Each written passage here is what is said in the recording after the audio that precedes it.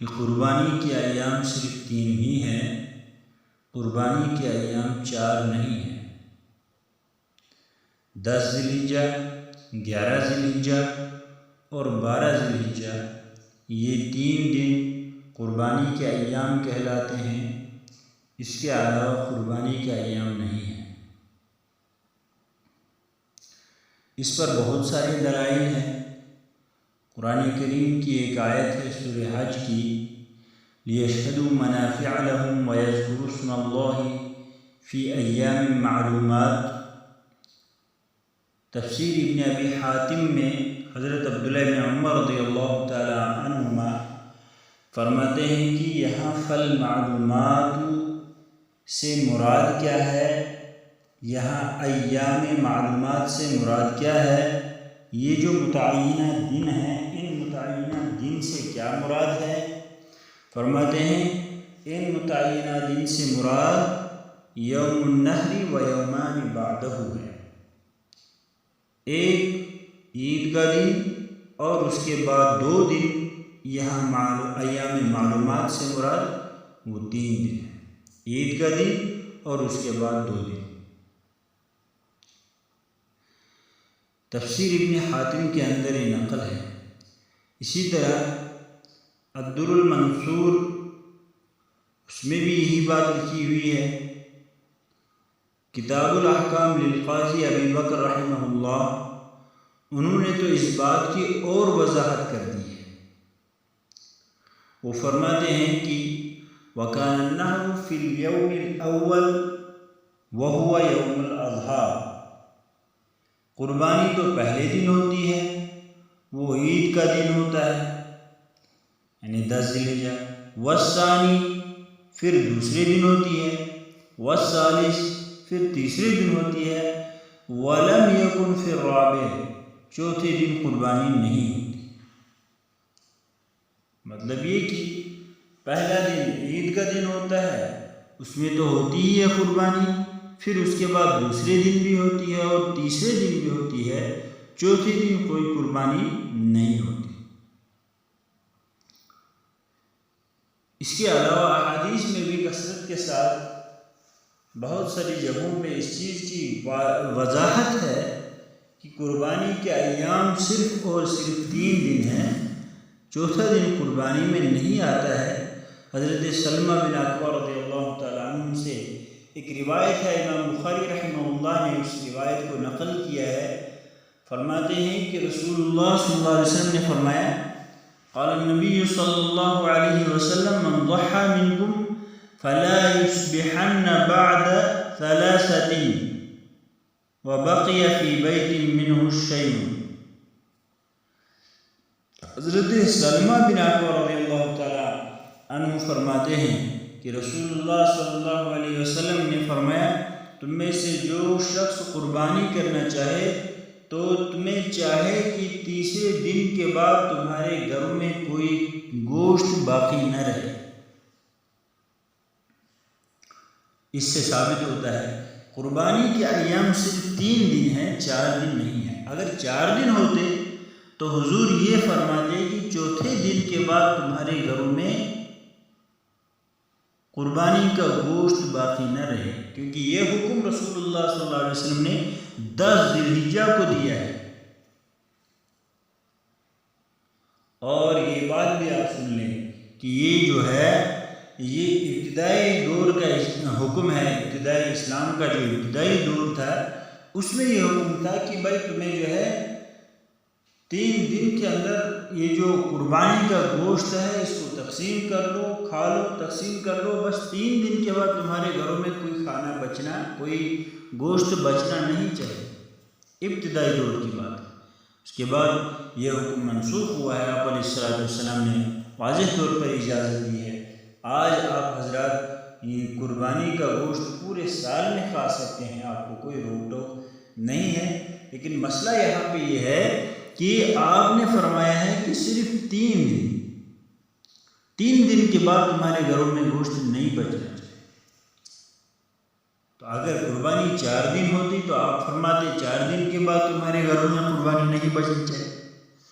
اسی طرح موطا امام مالک میں حضرت ابن عمر رضی اللہ تعالیٰ عنہ فرماتے ہیں کہ الاضحی یومان بعد یوم النحر، قربانی تو 2 دن ہے یوم النحر کے بعد، عید کے دن کے بعد، یعنی 10ویں ذی الحجہ کے بعد صرف 2 دن قربانی ہے۔ آپ نے یہاں بھی فرمایا کہ 10ویں ذی الحجہ یہ جو عید کا دن ہوتا ہے اس کے بعد 2 دن قربانی ہے،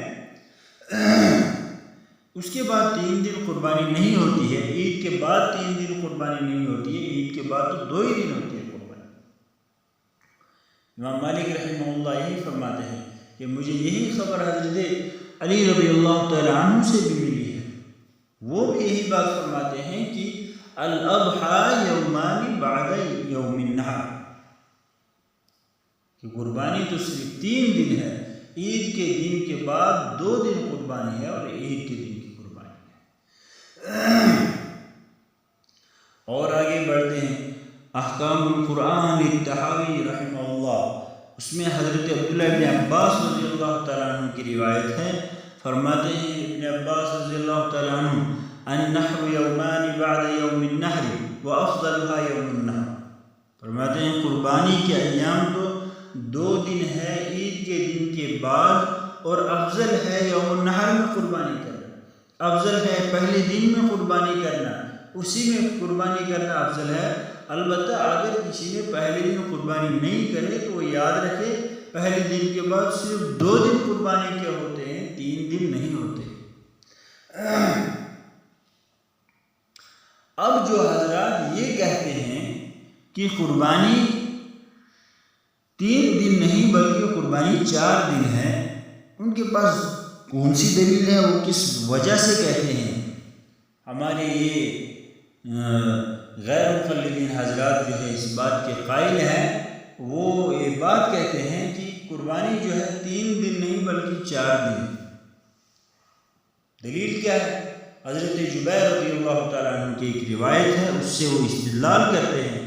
حضرت جبیر رضی اللہ تعالیٰ عنہ فرماتے ہیں کہ ذبح کے دن ایام تشریق کے تمام دن ذبح کے دن ہیں، ایام تشریق کے تمام دن قربانی کے دن ہیں۔ اس سے ہمارے غیر مقلدین حضرات دلیل پکڑتے ہیں کہ دیکھو یہاں تو ایام تشریق تمام دنوں کو ایام الذبح کہا گیا ہے، ذبح کا دن کہا گیا ہے، لہذا اس سے ثابت ہوتا ہے کہ قربانی جو ہے 12ویں شام تک ہی نہیں بلکہ 13ویں شام تک ہوگی، کیونکہ ایام تشریق 13ویں شام تک ہے۔ جب اس حدیث کو انہی کے محدثین کے سامنے پرکھتے ہیں، ان کے ایک بڑے محدث گزرے ہیں زبیر علی زئی صاحب، انہوں نے جب اس حدیث کو دیکھا تو انہوں نے کہا کہ یہ جو حدیث ہے یہ حدیث منقطع ہے، کیونکہ اس کے ایک راوی ہے سلیمان بن موسیٰ، انہوں نے حضرت جبیر بن مطعم رضی اللہ تعالیٰ عنہ سے کوئی ملاقات نہیں کی ہے، انہوں نے ان کا زمانہ نہیں پایا ہے، اس لیے یہ مرسل روایت ہے، منقطع روایت ہے، اس کو دلیل میں پکڑنا یہ صحیح نہیں ہے۔ دوسری جگہ یہی حافظ صاحب فرماتے ہیں، زبیر علی زئی صاحب لکھتے ہیں کہ ایام تشریق میں ذبح والی روایت اپنی تمام سندوں کے ساتھ ضعیف ہے، لہذا اسے صحیح یا حسن قرار دینا بالکل غلط ہے، زبیر علی زئی صاحب فرماتے ہیں۔ لہذا میرے دوستو، اس سے یہ بات ثابت ہوتی ہے کہ یہ جو روایت ہے جس کو یہ دلیل بطور دلیل لا رہے ہیں، یہ سب سے پہلے جو ہے دلیل کے قابل ہی نہیں ہے، کیونکہ یہ منقطع روایت ہے، اور اس منقطع روایت کو جو ہے حسن کبھی نہیں کہا جا سکتا ہے، اس کو دلیل کے طور پر کبھی بھی نہیں لیا جا سکتا۔ دوسری بات، اگر ہم مان بھی لیں گے کہ ٹھیک ہے کہ بھائی قربانی جو ہے 13ویں کو بھی قربانی کرنا جائز ہے، اگر ہم مان بھی لیں گے، لیکن ہمیں پھر اس حدیث کو پورا سمجھنا ہے۔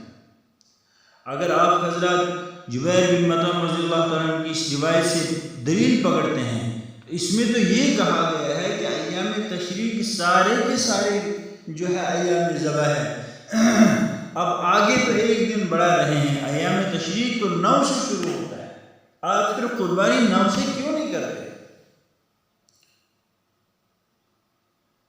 یہ تو واضح ہے کہ ایام تشریق، اس حدیث میں واضح ہے کہ ایام تشریق سارے کے سارے قربانی کے دن ہیں، ذبح کے دن ہیں، تو ٹھیک ہے، ایام تشریق تو 9 سے شروع ہوتے ہیں۔ آپ غیر مقلدین حضرات جو ہے آئندہ اہتمام کریں 9 سے قربانی کرنے کا، کیونکہ آپ جبیر بن مطعم رضی اللہ تعالیٰ عنہ کی اس حدیث سے دلیل پکڑتے ہیں، ایام تشریق جہاں سے ہیں وہاں سے بھی قربانی کریں، آگے اگر بڑھا رہے ہیں تو پیچھے بھی لائیں۔ ایام تشریق سارے کے سارے اگر قربانی کے دن ہے تو 9 سے قربانیاں شروع کریں نا۔ خیر،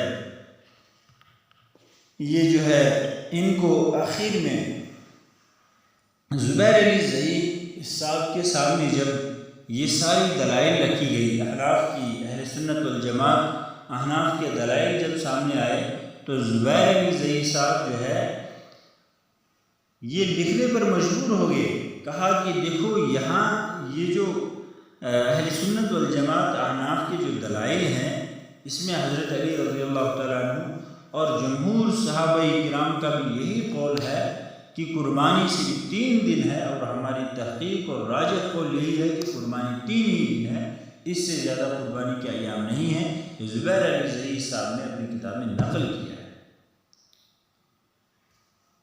اس کے علاوہ جو 13ویں کو قربانی کرنا چاہتے ہیں، کرتے ہیں، ان سے گزارش ہے کہ آپ کے ایک عالم ابو البرکات غیر مقلد ایک جگہ لکھتا ہے کہ جو آدمی جان بوجھ کر چوتھے دن قربانی کرتا ہے اس آدمی کا عمل نبی پاک صلی اللہ علیہ وسلم کے عمل کے خلاف ہے۔